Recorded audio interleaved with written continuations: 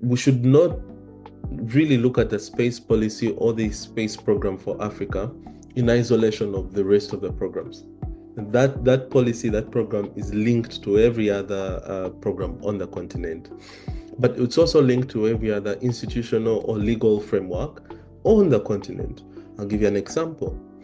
When we talk about the benefits going to not just the big space-faring African nations, you then need to create or develop a benefit scheme.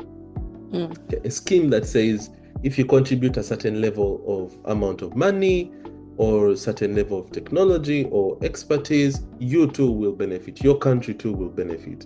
And whilst we don't have one very well developed example on the African continent, we do have several at a regional level that have been working very well. I just gave an example of the different tax bodies in the regions that collect taxes and in the common markets and have a scheme of sharing them. In East Africa, for instance, you have a joint visa, for people who want to visit different countries in East Africa. You can apply for one visa. That's, I think, for Kenya, Rwanda, Uganda. Now, there's a benefit scheme. There's a way they share the resources. This is just money, but it's an example.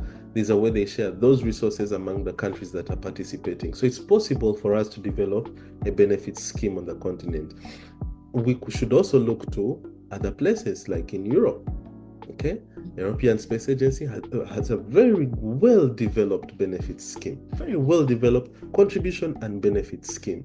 So it's only for us to observe, take lessons, and apply those lessons in Africa. I promise you it is not plagiarism. I promise you it is not illegal. Okay, Africa has contributed knowledge. We can also benefit from the knowledge or the developed processes that have been contributed by others on a global level.